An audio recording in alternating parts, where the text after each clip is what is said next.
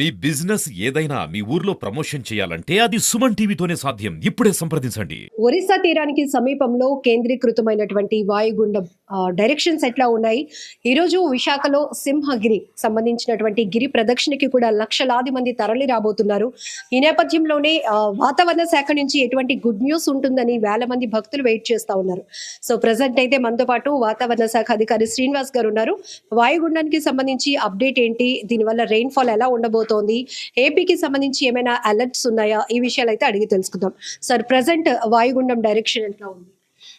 ప్రస్తుతం అయితే వాయుగుండం అది నిన్న ఏర్పడినటువంటి వాయుగుండం అది క్రమేపీ వాయు దిశగా ప్రయాణిస్తూ ఈరోజు ఉదయానికి ఒరిస్సా తీరంలో ఉన్నటువంటి చిలికా లేక్ దగ్గరలో కేంద్రీకృతమైంది. అది పూరికి వెస్ట్ సౌత్ వెస్ట్ యాక్షన్ అంటే పశ్చిమ నైరుతి దిశగా 50 కిలోమీటర్ల దూరంలోను, గోపాల్పూర్కి ఈశాన్య దిశగా 70 కిలోమీటర్ల దూరంలోను కేంద్రీకృతమైంది. అది క్రమేపీ అదే డైరెక్షన్లో అంటే వాయు దిశలోనే ప్రయాణిస్తూ ఈ ఛత్తీస్గఢ్ వైపు వెళ్తూ క్రమేపీ రానున్నటువంటి 12 గంటల్లో బలహీన పడి తీవ్ర అల్పపీడనంగా మారేటువంటి ఛాన్సెస్ ఉన్నాయి. దీని ప్రభావం చేత మరి కొన్ని 24 గంటల వరకు కూడా నెక్స్ట్ కమింగ్ 24 అవర్స్ కూడా మనం భారీ నుంచి అతి భారీ వర్షాలు కొన్ని చోట్ల ఇవి విస్తారంగా ఒక మాసర వర్షాలు మనం ఫోర్కాస్ట్ ఇవ్వడం జరుగుతుంది.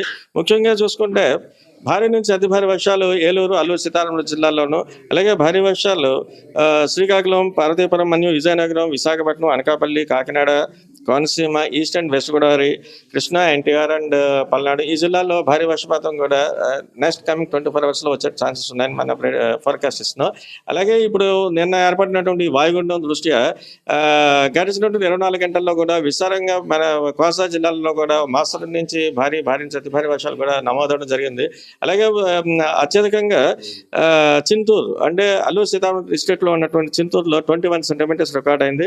అలాగే నెక్స్ట్ అనకాపల్లిలో అయితే 30 సెంటీమీటర్స్, న్యూజివేడ్లో నెక్స్ట్ హైయెస్ట్ 10 సెంటీమీటర్స్, అలాగే విశాఖపట్నంలో అయితే 4 సెంటీమీటర్స్ వర్షపాతం, అలాగే చాలా చోట్ల 3 to 6 రేంజ్లో రికార్డ్ అవ్వడం జరిగింది.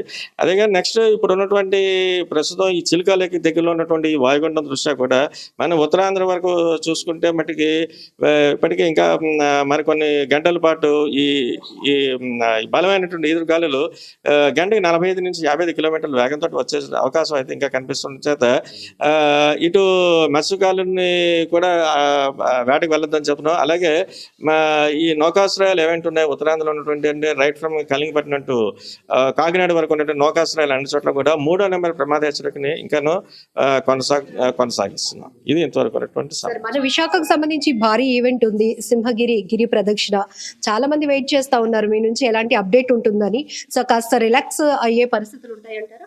అయితే ప్రస్తుతం ఇప్పుడు ఉన్నటువంటి వాయుగుండం అయితే మనకున్నటువంటి సమాచారం ప్రకారం క్రమేపీ ఇది నెక్స్ట్ కమింగ్ 12 అవర్స్లోనే అది కొంచెం ఇంకా ఫర్దర్గా ల్యాండ్ మీదకి వెళ్ళటం, అలాగే నెక్స్ట్ బలహీనపడి అల్పపీడనంగా మారటం ఇవన్నీ జరుగుతున్నాయి. ఇవన్నీ దృష్ట్యా కూడా మనకి నిన్న చూస్తున్నంత హెవీ రైన్ఫాల్ యాక్టివిటీ అంతగా ఉండకపోవచ్చు. ఈరోజు క్రమేపీ అది మనకి రైన్ఫాల్ యాక్టివిటీ తగ్గుతూ వస్తుంది.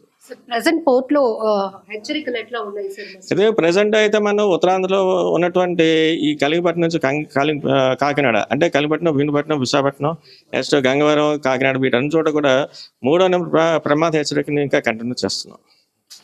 సో ఇది వాయుగుండానికి సంబంధించినటువంటి వెదర్ అప్డేట్. ఇప్పటికే చాలా మంది ఎప్పటికప్పుడు వాతావరణ శాఖ రిలీజ్ చేస్తున్నటువంటి వెదర్ రిపోర్ట్ కోసం వెయిట్ చేస్తున్నారు. విశాఖ కేంద్రంగా ఈరోజు గిరి ప్రదక్షిణకి లక్షలాదిగా భక్తులు తరలి రాబోతున్న దృష్ట్యా వరుణుడు కరుణిస్తాడా అనే ఆలోచనతో ఉన్నటువంటి వాళ్ళకి నిజంగానే వాతావరణ శాఖ ఒక గుడ్ న్యూస్ చెప్పిందని చెప్పుకోవచ్చు. నిన్న మొన్న భారీగా నమోదైనటువంటి వర్షపాతం ఇక తగ్గుతుంది, ఆ పరిస్థితులు ఉన్నాయని కూడా వాతావరణ శాఖ అధికారి శ్రీనివాస్ చెప్తున్నారు. కెమెరా పర్సన్ శేఖర్తో లక్ష్మి, సుమన్ టీవీ, వైజాగ్.